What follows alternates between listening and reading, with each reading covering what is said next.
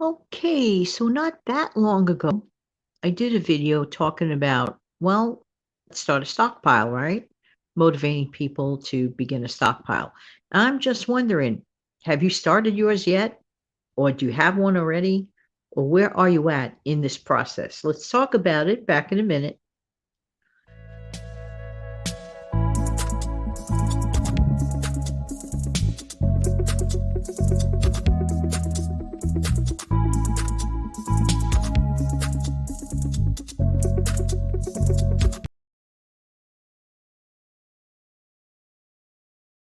Good morning. This is Jan. I'm from New York City. I really love helping people keep some more of their own hard-earned money. Could that be you? How you doing today? Hope that this audio video, as always, finds everybody doing well. Now, I do understand this might be your first time listening to this channel, this video, whatever. I do videos audio style on purpose, Monday through Friday, 5 a.m. upload, so that people can listen to a message and get dressed, brew their coffee, cook a breakfast, you get it, so on and so forth. There you go. Not that long ago, I talked about on a video about the simplicity of beginning a stockpile. And it's literally just starting with a couple of items. And also to build up your stockpile, you don't have to have a ton of money to do this. And this is the purpose of today's video. So I'm going to declare as many times as possible on a Friday morning type of video to remind those to pull out your $5. If you have $5, put it to the side, dedicate that $5 to your increasing stockpile on your next grocery haul. Do you realize, let's say that you saw something on sale and want to get into also the difference in prices between two pouched foods versus another. I'll talk about that in a minute. But if do you realize that, let's say that every single month that you took $5 on a weekly basis, went to the grocery store, whether you go twice a month, every week, whatever is your style of shopping, once a month, it'll total up to $20.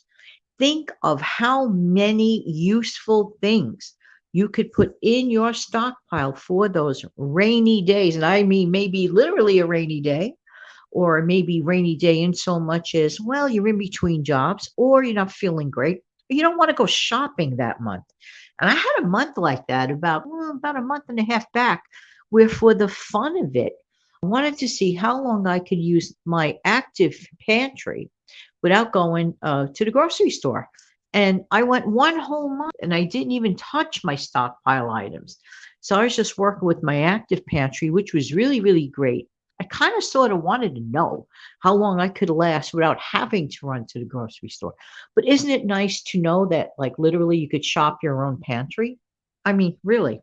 But you have to get started someplace. You don't have to get started in an elaborate manner either. So on this Friday, I want to remind you to take your $5 bill, whether it's in your hands in an envelope or electronically, and make sure that you take that little bit of portion or more if you want, whatever you can afford, and place it towards your stockpile. If you're a brand new person, you don't have $5, but you have a couple of cans extra laying around in your active pantry, why not, just for the symbolic purpose of it all, literally begin your stockpile today without even leaving your house? Take those non-perishable items and place them in an area that you're going to, at least for a moment or two, temporarily declare it as your new stockpile pantry. Whoa, there you go. Anyone could do this. Now, I want to talk to you today about another thing before I forget. I was shocked to see the difference in prices of two pouched type items, and they're very good. Don't get me wrong, they're wonderful. Put them in your stockpile. I recommend it. But there is a big difference between, at least around here, about like pouches of, let's say, tuna fish versus pouches of chicken.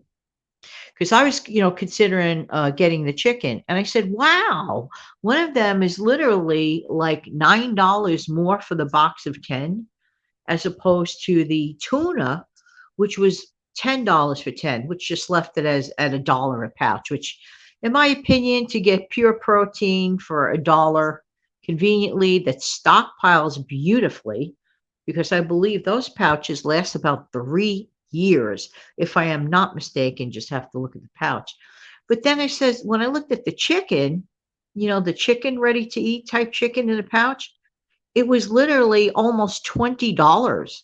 So I'm like, "What? Okay, no." I said, "I think I'll pass on that." And, for some reason, the chicken one is just in the pouches, the convenient type to store away. They're just a little bit on the higher side.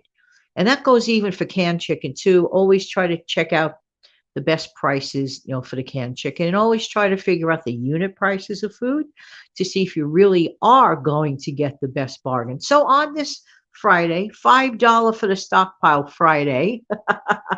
Once again, a reminder to take that $5. And if you're a brand new beginner, you could start now. You could start today. Why is it important to have a stockpile of groceries? Well, literally, bad weather. Literally, you're not feeling well. Literally, unexpected income loss to tide you over. It is really just a wonderful security blanket. And this is something even low income people could do.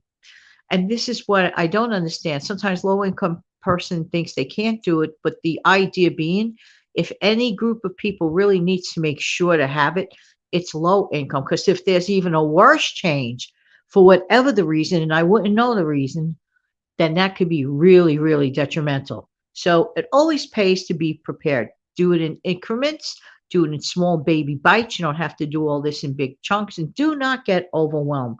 But by all means, do start. There you go. All right, everybody. Want to wish everybody an amazing, fantastic day. Thank you so much for your channel support. Thank you so much for being here. I really do appreciate every single one of you. And I also would appreciate if you would do the following.